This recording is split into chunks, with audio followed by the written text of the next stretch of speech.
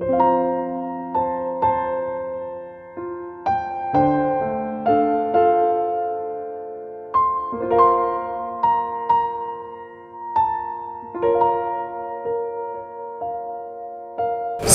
jumpa lagi dengan saya di Klavos Sukacita. Saya akan membagi bagian kebenaran firman Tuhan bagi setiap kita. Mari kita berdoa.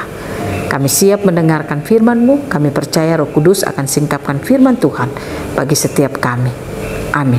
Bagian kebenaran firman Tuhan, Mazmur 128 ayatnya yang ketiga, dikatakan demikian: istrimu akan menjadi seperti pohon anggur yang subur di dalam rumahmu, dan anak-anakmu seperti tunas pohon zaitun sekeliling mejamu. Demikian jauh pembacaan firman Tuhan. Pemirsa Klavos yang diberkati oleh Tuhan, setiap keluarga pasti dia rindu kehidupan keluarganya itu diberkati Tuhan. Artinya bukan berbicara soal fisik, tetapi dia akan berpikir tentang kehidupan rumah tangganya, istri, anak-anak, atau suami, anak-anak, semuanya diberkati oleh Tuhan. Diberkati artinya ada sukacita, ada damai sejahtera yang ada dalam kehidupan keluarga di situ. Kehidupan keluarga di situ selalu terhubung dengan Tuhan, selalu mengenal Tuhan, dan suka akan kehidupan hal-hal rohani dalam hidup mereka. Nah, itu yang dikatakan di dalam setiap kehidupan keluarga yang berbahagia. Nah, ini bisa terjadi hanya kepada orang-orang yang hidupnya takut akan Tuhan. Sudahkah keluarga saudara menjadi keluarga yang takut akan Tuhan? Ataukah engkau suami jalan sendiri, istri jalan sendiri, anak-anak jalan sendiri, atau orang tua jalan sendiri? Tetapi marilah kita menjadi keluarga yang terus terhubung dengan Tuhan, keluarga yang terus mau bergandengan tangan satu dengan yang lainnya untuk membangun hidup semakin mengenal Tuhan dalam kehidupan saudara. Belajar lewat firman Tuhan. Dikatakan orang yang berbahagia dan orang yang takut akan Tuhan, yang hidup menurut jalan-jalan Tuhan, yang ditunjukkan Tuhan kepadanya, dikatakan istrimu akan menjadi seperti pohon anggur yang subur di dalam rumahmu, anak-anakmu seperti tunas pohon zaitun sekeliling mejamu.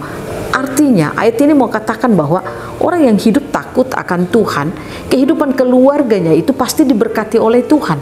Kehidupan keluarganya itu pasti hidup dalam sukacita dan damai sejahtera. Bukan berarti bahwa tidak ada masalah. Kita tahu selama kita manusia hidup di dunia, masalah itu ada, persoalan itu ada, tantangan itu ada. Karena dunia ini memang sudah dikenai oleh si jahat atau dikuasai oleh si jahat.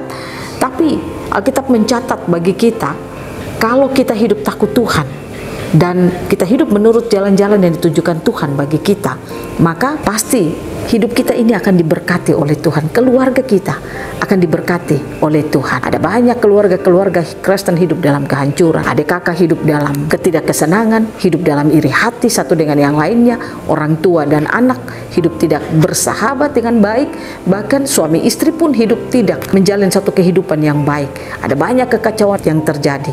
Itu adalah bagian dari manifestasi iblis. Saudara sadar atau tidak, iblis suka kehidupan keluarga Kristen itu hancur supaya mereka tidak mengenal Tuhan.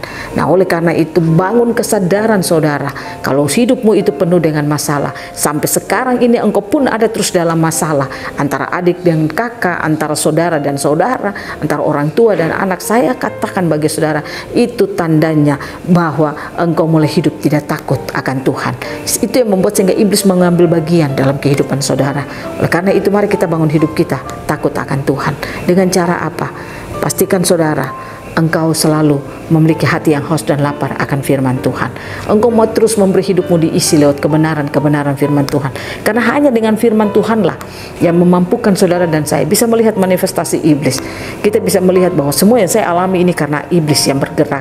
Sehingga kita memiliki kekuatan dan kemampuan untuk menaklukkan iblis itu di dalam kehidupan kita. Sehingga keluarga kita akan mengalami sukacita dan damai sejahtera. Ada banyak orang berpikir kalau keluarga yang berbahagia itu mungkin keluarga yang limpah dengan makanan, limpah dengan harta benda, limpah dengan uang. Tidak saudara, tetapi yang dimaksudkan lewat kebenaran firman Tuhan adalah limpah akan kehidupan rohani yang selalu dibangun dalam kehidupan keluarga itu.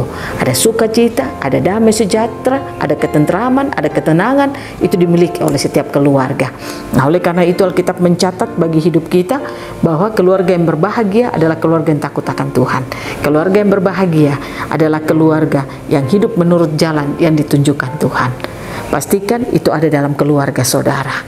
Dan kalau itu tidak ada, sekarang berubah, bangun hidupmu, cari Tuhan, karena Tuhan sangat kita butuhkan dalam hidup kita.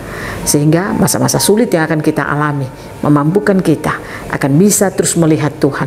Iblis tidak mengambil bagian hidup kita untuk membuat kita jauh dari Tuhan, tapi sebaliknya kita akan punya kemampuan untuk menaklukkan iblis dan kita hidup seperti apa yang Tuhan mau.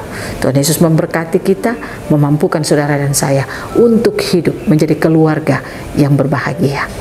Amin. Mari kita berdoa. Terima kasih Tuhan, kami boleh mendengarkan firman. Kalau keluarga kami saat ini belum mengenal Engkau Tuhan, bawa kami untuk mengenal Engkau. Hamba berdoa Tuhan, bahwa setiap keluarga yang ada dalam kekacauan, ada dalam kehancuran, Tuhan bawa mereka untuk hidup mengenal Tuhan.